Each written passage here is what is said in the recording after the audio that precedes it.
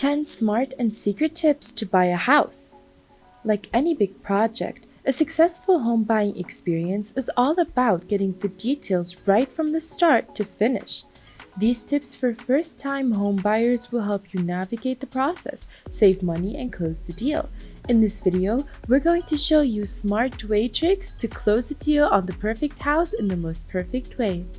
Number 1. Don't buy if you plan to move soon.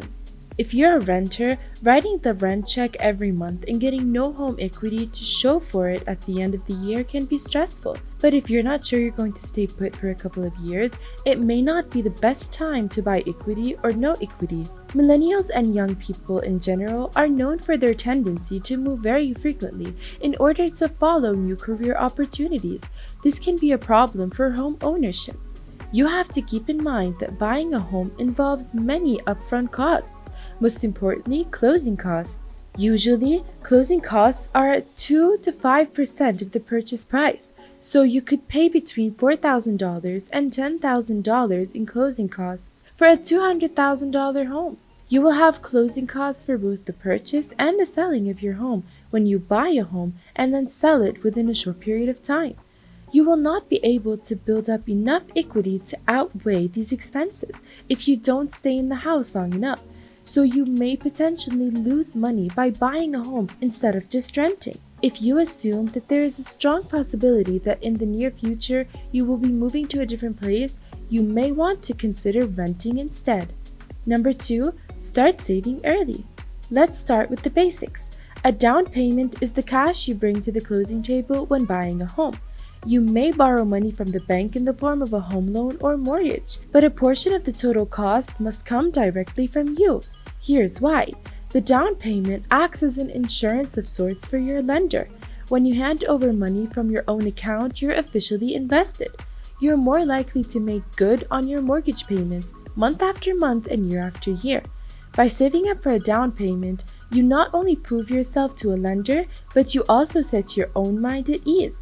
A sizable down payment reduces your monthly house payment, allowing you to choose a shorter mortgage term so you can say goodbye to this debt sooner rather than later.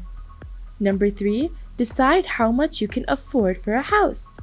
Mortgage lenders use something called qualification ratios to determine how much they will lend to a borrower. Although each lender uses slightly different ratios, most are within the same range. Some lenders will lend a bit more, some a bit less. Generally speaking, most prospective homeowners can afford to finance a property that costs between 2 and 2.5 times their annual gross income. Under this formula, a person earning $100,000 per year can only afford a mortgage of $200,000 to $250,000. However, this calculation is only a general guideline. Number 4. Get pre-approved for your home loan. The pre-approval is based on your financial situation, including how much you have in bank and investment accounts and your income, as well as your financial obligations or what you owe. Lenders perform a hard credit inquiry to check your credit worthiness as well. Once they have this information, lenders can make a fairly informed estimate about how much house you can afford and may pre-approve you for a certain loan amount. The pre-approval indicates that the lender is prepared to move forward with the loan, as long as the home meets certain qualifications and your financial situation doesn't change drastically while you look for a home to purchase. With a pre-approval, sellers and their real estate agents know you're serious about buying a home and they know you can afford it. If you're interested in a home and want to make an offer, the seller wants to know that you can follow through with financing. Without a pre-approval, you could be passed over in favor of someone who already has a lender and the funds lined up. Number 5. Bigger isn't always better. When it comes to selling, most real estate agents will tell you that bigger isn't always better. Studies show that larger mansion-type homes spend way more time on the market and therefore end up selling for way less than what the seller originally asks for. Even buyers who are financially well off and have access to a slew of resources to fix any home the way they want, that type of client is looking for a home that seems the most move-in ready for their personal wants and needs. Just because a home is large doesn't mean it's of the buyer's standards. In real estate, it truly is quality over quantity. Just by adding square footage doesn't mean that it contributes proportionally to value. For example, a 30,000 square foot mansion built in an area where the typical home is more like 10,000 square feet doesn't mean that the value is going to be triple its neighbors. It would likely be worth more, but not proportionally. Number 6. Avoid sleeper costs. Sleeping costs refer to extra expenses of buying a house, and many buyers do not ever figure these in. The end result is that a person will end up struggling financially after moving in, simply because he or she did not figure on paying for those extra costs. Here are several things you should know about these extra costs when buying a house.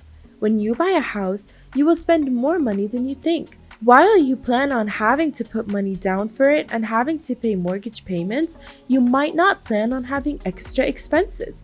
If you do not plan for these, you might not have enough cash on hand when you move in to pay for everything you need. This could put a lot of strain on your finances, and it could end up making it difficult for you to pay your bills. Because of this, you should learn more about sleeper costs and plan accordingly for them. Number 7. Research on your dream home. Purchasing a dream home is one of those life accomplishments that tops nearly everyone's bucket list. Whether you prefer a modernized urban loft or a sprawling suburban home with a white picket fence, most of us hope to find a home that feels like it was made specifically for our family. However, searching for your dream home comes with different considerations rather than any other real estate purchase. Since you'll likely be aiming to stay in the property for the foreseeable future, you'll want to look for a property that will keep you and your family happy for the long term. Don't be afraid to be picky and hold out until you find a home that feels right. How can you tell that you found your perfect place? Most people say you'll just know. Number 8. Stalk the neighborhood. The security of a neighborhood should be a high priority when selecting your dream home. It's imperative that you do the appropriate research to make sure you'll feel secure in your new neighborhood. You'll likely want to try to eliminate as many dangers and threats as possible, especially if you have a family or plan on having one in the future. One of the main steps you can do is connect with people who currently live in the area. Your neighbors will have the best insight into what goes on and what you can expect. This tactic is good not only for determining the safety in your area, but also for discovering if this area fits your lifestyle needs and if you and your family will be able to adopt. You don't want to move into an area just to find out your neighbor is in a rock and roll band that practices late at night. Number 9. Improve your credit score. Before considering a home purchase, everyone should check to see if they have good credit score. By law, a person is entitled to one free copy of their report from the 3 major credit reporting companies every 12 months. Note that this is just a report, not score. There are many companies out there that sell credit scores, and most large banks even provide this as a free service. However, these may just be estimates, as their scores may only reflect results from one source's reports, or they use a different scoring model.